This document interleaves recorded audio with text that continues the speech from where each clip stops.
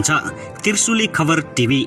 24 घण्टा ताजा खबरको लागि हाम्रो च्यानललाई सब्स्क्राइब गर्नुहोला, नजिक रहेको बेल आइकन दबाई हामीसँग जोडिनुहोला। नेकपा एमाले स्थायी कमिटी बैठक दोस्रो दिन पनि जारी। महाधिवेशन तयारी सम्बन्धमा थप निर्णय हुने। केपी शर्मा ओलीलाई गगन थापाको कटाक्ष। एउटा सन्काहा शासकलाई गिनिज बुकमा नाम लेखाउने रहर चढ्दा 3 वर्ष मात्रै खेर गयो। नेपालको राजनीति सत्तारूढ गठबन्धनभित्र अर्ली इलेक्सनको चर्चा। तीनवटै तहको निर्वाचन एकै दिन। धुलीखेल जिपाइलमा रमाए पूर्व प्रधानमन्त्री प्रचण्ड। प्रदेशका मुख्यमन्त्रीले विश्वासको मत लिँदै गठबन्धनको सरकार बनाउने तयारी। चीनको सद्भावले के केपी शर्मा ओलीलाई र प्रचण्डलाई के फेरि मिलाउला त? प्रधान न्यायाधीश जबराले निकास नदिए प्रतिनिधि सभाले उनीमाथि छानबिन गर्नुपर्छ। प्रधान न्यायाधीश राणामाथि छानबिन गर्न प्रतिनिधि सभालाई पूर्व प्रधान न्यायाधीशहरूको आग्रह। एकाएक प्रधानमन्त्री शेरबहादुर देउवाको यस्तो घोषणा। एमसीसी अब छिटै पास भएरै छाड्छ, कुनै पनि शक्तिले मलाई रोक्न सक्दैन। र नेकपा एमालेमा भाँड भैलो मचियो। योगेश भट्टराई वीर अस्पतालमा भर्ना। आखिर के भयो? केपी शर्मा ओलीले गरे यस्तो घोषणा। अब हेर्नुहोस् पुरा समाचार।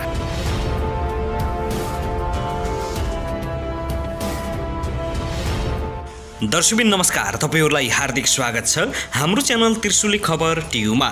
यदि हाम्रो च्यानललाई अहिलेसम्म सब्स्क्राइब गर्नु भएको छैन भने सब्स्क्राइब गरी नजिक रहेको बेल आइकन दबाई हामीसँग जोडिनुहोला। दर्शकबिन फेरि पनि हामी तपाईहरुमाझ निकै महत्त्वपूर्ण खबरका साथ उपस्थित भइसकेका छौं। यो भिडियोलाई अन्तिमसम्म हेरी हामीलाई साथ दिनुहोला।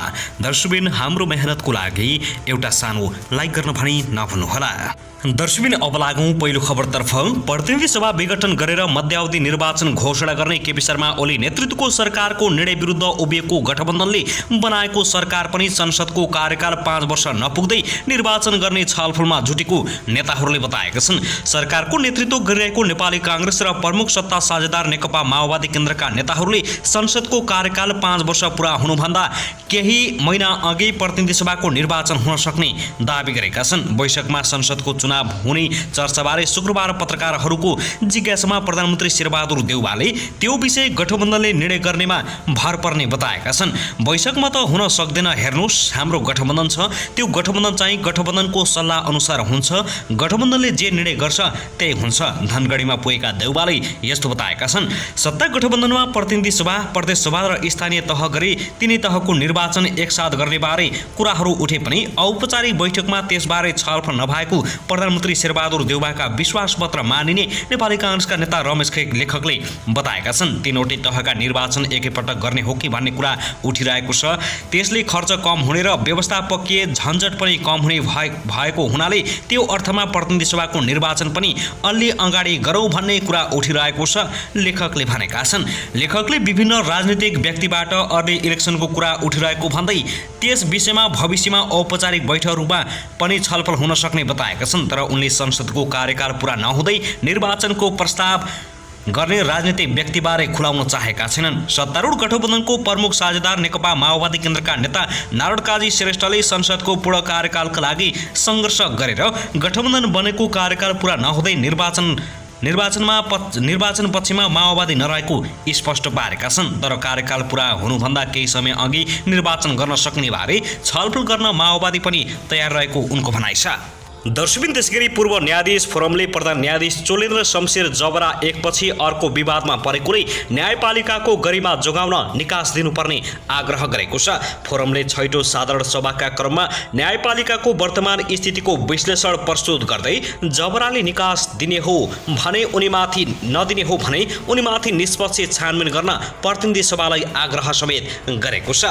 मन्त्री परिषदमा भागभण्डा खोजेको प्रकरण लगायत विषयमा विवादित बनेका जबराले स्वयं निकास दिनुपर्ने फोरमले जनाएको छ। फोरमको विश्लेषणमा भनिएको छ, सर्वोच्च अदालतका माननीय न्यायाधीश हरिकृष्ण कार्कीको संयोजकत्वमा समितिले प्रस्तुत गरेको प्रतिवेदनमा नै प्रधान न्यायाधीशको भूमिकामा उठाइएको प्रश्न, प्रतिनिधि सभा विघटनका मुद्दाहरू लगायत विभिन्न मुद्दाहरूको पेशी सूची तोक्ने सम्बन्धमा उठेका विवादहरू, संवैधानिक अङ्गमा गरिएको नियुक्तिमा प्रधान न्यायाधीशले पनि भागभण्डा लिएको भनी आरोप लगाइरहनु, संवैधानिक परिषद सम्बन्धी मुद्दामा प्रधान न्यायाधीशको संलग्नता र प्रधान न्यायाधीशलाई विपक्षी बनाई दायर गरिएको रेट निवेदनको सुनाइमा गरिएको ढिलाइ तथा मन्त्री परिषद विस्तारमा प्रधान न्यायाधीशको भागभण्डाको सौदाबाजीको समाचार समेतको परिप्रेक्षणमा प्रधान न्यायपालिकाको गरिमा, विश्वसनीयता, जनआस्था र स्वतन्त्रता जगाउनका लागि प्रधान न्यायाधीश स्वयंले निकास दिनुपर्ने उचित धारणा राखेका छन्। फोरमले न्यायपालिकालाई आफ्नै नेतृत्वमा जोगाउन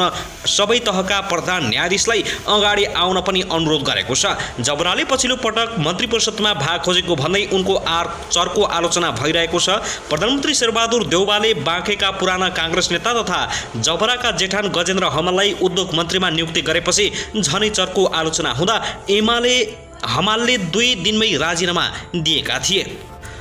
दर्शकबिन त्यसगरी नेपाली काङ्ग्रेसका युवा नेता गगन थापाले सरकारको काम गराई अपेक्षित नरहेको बताएका छन्। नेपाल विद्युत प्राधिकरण कर्मचारी सङ्घको कार्यक्रममा बोल्दै थापाले सरकार गठनको 100 दिनसम्म पनि जनतामा आशा जगाउने काम हुन नसकेको टिप्पणी गरेका हुन्। काङ्ग्रेस नेतृत्वको सरकारलाई काम नगर्ने वा समय खेर फाल्ने छुट नरहेको भन्दै थापाले सरकारलाई प्रभावकारी बनाउन प्रधानमन्त्री नै गम्भीर हुनुपर्ने बताएका छन्। धेरै राजनीतिक परिवर्तन पछिका धेरै समय हामीले खेर फालेका छौँ, हामीले यो मौका पनि खेर फाल्दैछौँ कि भनेर डर लागेको छ। सरकारले कामको लय पक्रन सकेको छैन थापाले भनेका छन्।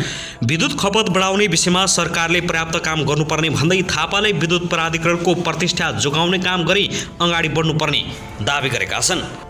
दर्शकबिन त्यसगरी पूर्व प्रधानमन्त्री एवं नेकपा माओवादी केन्द्रका अध्यक्ष पुष्पकमल दाहाल प्रचण्ड पारिवारिक भ्रमणका क्रममा धुलीखेल पुगेर जिपलाइन गरेका छन्।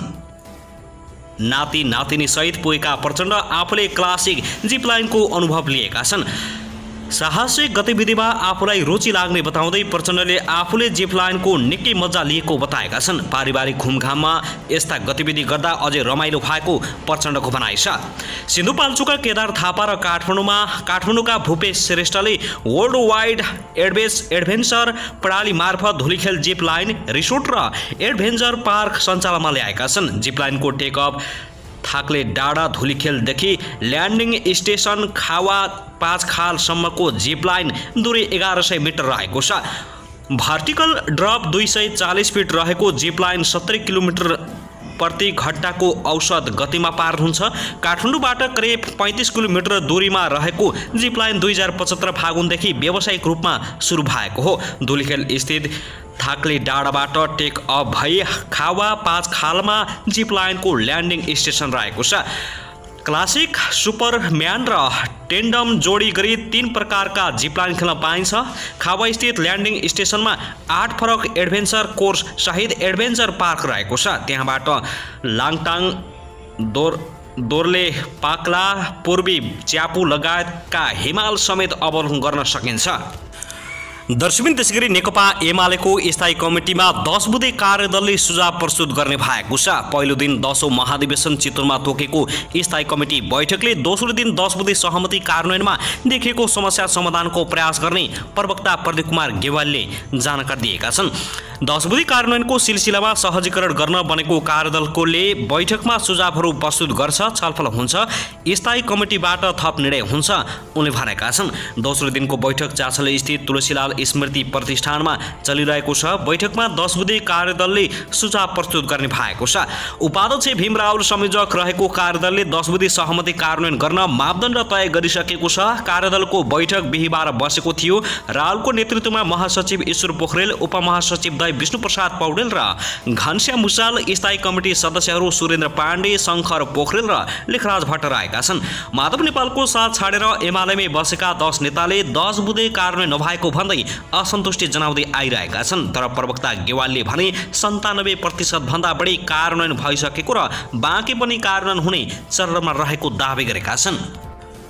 दर्शकबिन त्यसगरी प्रधान न्यायाधीश चोलेन्द्र शमशेर राणाको कोटाबाट मन्त्री बनेका गजेन्द्र हमालले राजीनामा दिएपछि रिक्त रहेको मन्त्रालय लिन सत्तारूढ दलमा हानथाप चलेको छ। स्रोतका अनुसार प्रधान न्यायाधीशका लागि छुट्याइएको उद्योग वाणिज्य तथा आपूर्ति मन्त्रालय आफ्नो दलले पाउनुपर्ने भन्दै सत्तारूढ काङ्ग्रेस, माओवादी केन्द्र र एकीकृत समाजवादी पार्टीको मुख्य दाबी रहेको स्रोतले बताएको हो। हमालको राजीनामा पछि उक्त मन्त्रालय प्रधानमन्त्री शेरबहादुर देउवासँग नै छ। माओवादी केन्द्रका अध्यक्ष पुष्पकमल दाहालले प्रतिनिधि सभाका सांसद संख्याको अनुपातका आधारमा मन्त्रालयको भागभण्डा गरिएकाले स्वतः उक्त मन्त्रालय आफ्नो पार्टीले पाउनुपर्ने तर्क अगाडि सारेका छन्। प्रधान न्यायाधीशलाई मन्त्री परिषदमा कोटा छुट्याएको विषयमा सञ्चार माध्यम, न्याय क्षेत्र र सामाजिक सञ्जालमा तीव्र आलोचना हुँदा दाहालले हमालको नियुक्ति काङ्ग्रेसको कोटाबाट भएको भन्दै बचाउ गरेका थिए। प्रधान न्यायाधीशका जेठान नेता नाता समेत रहेका हमाललाई प्रधानमन्त्री देउवाले असोज 22 गतेको मन्त्री परिषद विस्तारमा उद्योग वाणिज्य तथा आपूर्ति मन्त्रीमा नियुक्ति गरेका हुन्।